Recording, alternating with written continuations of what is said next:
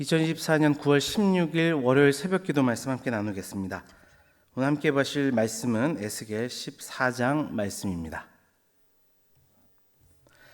이스라엘 장로 두어 사람이 나와 내 앞에 앉으니 여호와의 말씀이 내게 임하여 이르시되, 인자의 이 사람들이 자기 우상을 마음에 들이며 죄악의 걸림돌을 자기 앞에 두었으니 그들이 내게 묻기를 내가 조금인들 용납하랴.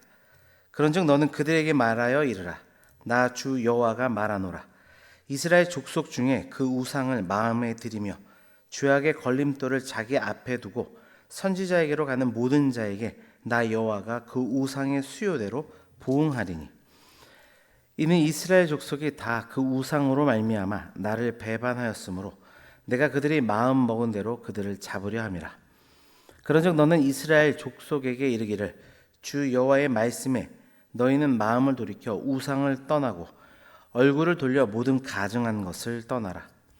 이스라엘 족속과 이스라엘 가운데 거류하는 외국인 중에 누구든지 나를 떠나고 자기 우상을 마음에 들이며 죄악의 걸림돌을 자기 앞에 두고 자기를 위하여 내게 묻고자 하여 선지자에게 가는 모든 자에게는 나 여호와가 친히 응답하여 그 사람을 대적하여 그들을 놀라움과 표징과 속담거리가 되게 하여 내 백성 가운데서 끊으리니 내가 여호와인 줄을 너희가 알리라. 만일 선지자가 유혹을 받고 말을 하면 나 여호와가 그 선지자를 유혹을 받게 하였음이거니와 내가 손을 펴서 내 백성 이스라엘 가운데서 그를 멸할 것이라. 선지자의 죄악과 그에게 묻는 자의 죄악이 같은즉 각각 자기의 죄악을 담당하리니, 이는 이스라엘 족속이 다시는 미혹되어 나를 떠나지 아니하게 하며 다시는 모든 죄로 스스로 더럽히지 아니하게 하여 그들을 내 백성으로 삼고 나는 그들의 하나님이 되려 함이라. 주 여호와의 말씀이니라.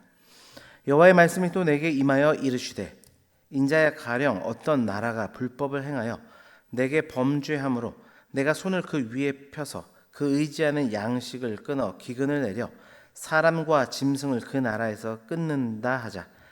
비록 노아, 다니엘, 욥 이 세 사람이 거기에 있을지라도 그들은 자기의 공의로 자기의 생명만 건지리라. 나 주 여호와의 말이니라. 가령 내가 사나운 짐승을 그 땅에 다니게 하여 그 땅을 황폐하게 하여 사람이 그 짐승 때문에 능히 다니지 못하게 한다 하자. 비록 이 세 사람이 거기 있을지라도 나의 삶을 두고 맹세하노니 그들도 자녀는 건지지 못하고 자기만 건지겠고 그 땅은 황폐하리라. 주 여호와의 말씀이니라. 가령 내가 칼이 그 땅에 임하게 하고 명령하기를 칼아 그 땅에 돌아다니라 하고 내가 사람과 짐승을 거기에서 끊는다 하자. 비록 이 사람이 거기에 있을지라도 나의 삶을 두고 맹세하노니 그들도 자녀는 건지지 못하고 자기만 건지리라. 나 주 여호와의 말이니라. 가령 내가 그 땅에 전염병을 내려 죽임을 내 분노를 그 위에 쏟아 사람과 짐승을 거기에서 끊는다 하자. 비록 노아, 다니엘, 욥이 거기 있을지라도 나의 삶을 두고 맹세하노니 그들도 자녀는 건지지 못하고 자기의 공의로 자기의 생명만 건지리라. 주 여호와의 말씀이니라. 주 여호와께서 이같이 이르시되, 내가 나의 네 가지 중한 벌 곧 칼과 기근과 사나운 짐승과 전염병을 예루살렘에 함께 내려 사람과 짐승을 그 중에서 끊으리니 그 해가 더욱 심하지 아니하겠느냐. 그러나 그 가운데에 피하는 자가 남아 있어 끌려 나오리니 곧 자녀들이라.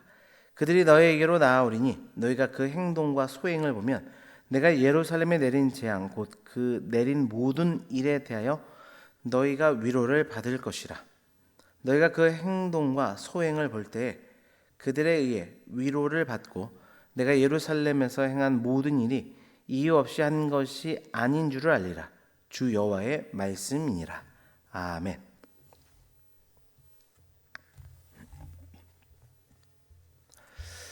하나님은 십계명 제1계명을 통해서 나 외에 다른 신을 섬기지 말라 말씀하셨습니다. 또한 예수님은 재물과 나를 겸하여 섬길 수 없다 그렇게 말씀하시므로 한 사람이 서로 다른 두 주인을 섬길 수 없음을 강조하셨습니다. 그럼에도 하나님을 섬긴다고 하면서 세상을 따르는 자들이 있다 성경은 말합니다. 특별히 야고보서는 이런 자들을 두 마음을 품은 자라 그렇게 이야기합니다. 결국 하나님을 섬기며 동시에 허탄한 것 또는 자기 탐욕을 추구하는 자들이 있다면 그들은 우상 숭배를 저지르는 자와 다를 바가 없다. 성경은 말씀하고 있는 것입니다. 오늘 보면은 이렇게 두 마음을 푸는 자들이 등장합니다. 그리고 그들에 대한 하나님의 경고의 메시지, 심판의 메시지가 기록되어 있습니다. 두 마음을 품은 자라는 제목으로 그 말씀의 교훈을 함께 살펴보겠습니다. 첫 번째로 두 마음을 품은 자들에게 하나님은 응답하지 않으신다. 그렇게 말씀하십니다. 1절부터 3절까지 말씀입니다. 이스라엘 장로 두어 사람이 나와 내 앞에 앉으니 여호와의 말씀이 내게 임하여 이르시되 인자야 이 사람들이 자기 우상을 마음에 들이며 죄악의 걸림돌을 자기 앞에 두었으니 그들이 내게 묻기를 내가 조금인들 용납하랴. 이스라엘 장로 두어 사람이 선지자 에스겔에게 나아옵니다. 그들이 온 이유는 공동체에 풀리지 않는 문제에 대해서 하나님께 응답을 얻기 위함이었습니다. 그러나 하나님께서는 이들에게 어떤 응답도 주지 않으실 뿐만 아니라 그들이 당신께 묻는 것조차 용납하지 않으시겠다고 말씀하십니다. 하나님은 이처럼 죄악을 마음에 품는 자, 두 마음을 품는 자들의 기도에 대해 결코 응답하지 않을 것임을 말씀하십니다. 야고보서는 특별히 두 마음을 품는 자는 무엇이든지 주께 얻을 생각조차 하지 말라고까지 이야기합니다. 따라서 우리는 하나님 앞에 나아가 기도할 때 응답을 얻기 위해서는 무엇보다 우리 마음을 갈라놓은 우상들을 철저히 제거하고 그 앞에 나가야 될 줄 믿습니다. 이 말씀을 적용해 보길 원합니다. 하나님께 간구할 때 무엇보다 회개의 기도를 먼저 드리고 있습니까? 여러분, 하나님은 당신의 백성들이 하나님께 나오는 것을 기뻐하십니다. 응답하시고 은총을 베풀어 주길 원하십니다. 그러나 하나님께 나아가면서 두 마음을 품게 되면 응답받지 못한다 말씀합니다. 우리의 심령을 언제나 감찰하시는 하나님 앞에 우리의 마음을 정결하게 하고 나아가 응답의 축복을 풍성히 받아 누리게 되는 우리 모두가 되기를 주님의 이름으로 축원합니다. 두 번째로 두 마음을 품는 자들에게 하나님은 보응하신다 그렇게 말씀하십니다. 4절입니다. 그런즉 너는 그들에게 말하여 이르라. 나 주 여호와가 말하노라. 이스라엘 족속 중에 그 우상을 마음에 들이며 죄악의 걸림돌을 자기 앞에 두고 선지자에게로 가는 모든 자에게 나 여호와가 그 우상의 수요대로 보응하리니. 하나님께서 우상의 수요대로 보응하시겠다 말씀합니다. 그만큼 무수한 우상들을 이스라엘 백성들이 섬겼음을 말씀해 주는 부분입니다. 그리고 이러한 우상 숭배의 죄악은 당시 이방인들이 가지고 있었던 이 다신교적 사상을 받아들인 결과였습니다. 이들은 하나의 신으로 더 섬기면 자신들의 삶에 유익과 풍요로움이 있을 것이라 그렇게 믿어왔던 것입니다. 그러나 하나님은 자신만을 섬길 때 진정한 복을 얻을 수 있게 된다. 복된 삶을 살 수 있다 말씀하셨습니다. 반면 그렇지 않을 경우는 반드시 보응하겠다 말씀하시는 것입니다. 이 말씀을 적용해 보겠습니다. 하나님만이 우리의 참된 복이 되심을 여러분 믿으십니까? 세상은 끊임없이 우리에게 다른 복이 있음을 말하고 우리를 끊임없이 유혹합니다. 그러나 그 모든 것은 헛된 것입니다. 언젠간 다 사라질 것들이기 때문입니다. 하나님만이 우리의 유일하고 영원한 참 복이 되심을 믿고 그 하나님을 신뢰하며 나아가는 저와 여러분 되시기를 주님의 이름으로 축원합니다. 마지막으로 두 마음을 품는 자들에게 하나님은 핑계하지 못한다 그렇게 말씀하셨습니다. 10절을 보면 선지자의 죄악과 그에게 묻는 자의 죄악이 같은즉 각각 자기의 죄악을 담당하리니 말씀합니다. 10절을 보면 하나님은 거짓 예언을 한 선지자와 그들의 말에 속아 그 말을 믿은 자들이 그 동일한 죄인으로 취급받게 될 것을 말씀하십니다. 언뜻 보면 불공평해 보이는 말씀처럼 보입니다. 거짓 선지자들의 말을 믿은 자들이 무엇이 진리고 무엇이 거짓인지 분간하기 쉽지 않았을 것이기 때문입니다. 그러나 그것은 단순한 생각입니다. 여러분, 하나님께서는 그들에게 끊임없이 선지자를 통해 말씀하셨습니다. 그래도 듣지를 않으니까 기이한 행동들을 선지자에게 하게 함으로써 더욱 주의를 끌게 하셨고 무엇이 올바른 삶인지를 메시지 통해서 깨닫게 하셨습니다. 그러나 그들은 의식적으로 그 메시지를 멀리했습니다. 왜냐하면 참 선지자들이 선포하는 바가 결국 자신들의 현실적인 필요를 즉각적으로 채워주지 못했기 때문입니다. 반대로 탐욕에 얽매여 진리를 멀리하고 거짓된 평안을 전하는 거짓 선지자들의 소리가 그들에게 직접적인 이익을 가져다 주었기 때문입니다. 그런 그들에게 거짓 선지자들과 동일한 심판이 내려지는 것은 어찌 보면 지극히 당연한 것이었습니다. 여러분, 이러한 본문을 통해 우리가 깊이 생각해야 될 것은 무엇입니까? 진리를 분명하게 분별하는 것입니다.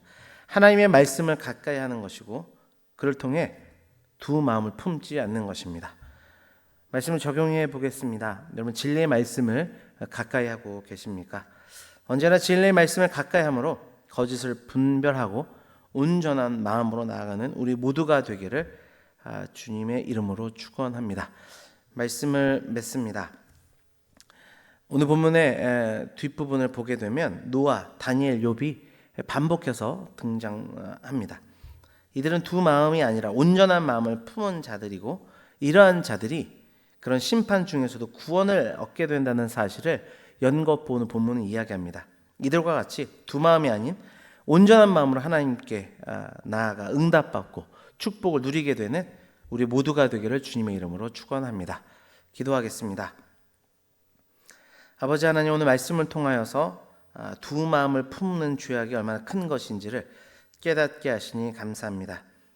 두 마음을 품게 되면 하나님께서 그 간구와 또 그 요청에 응답하지 않으신다고 말씀하셨습니다. 아버지, 언제나 주님 앞에 간구하며 나아갈 때 정결한 마음으로, 온전한 마음으로 주께 간구하며 나아가는 우리의 모든 심령들이 되도록 인도하여 주옵소서.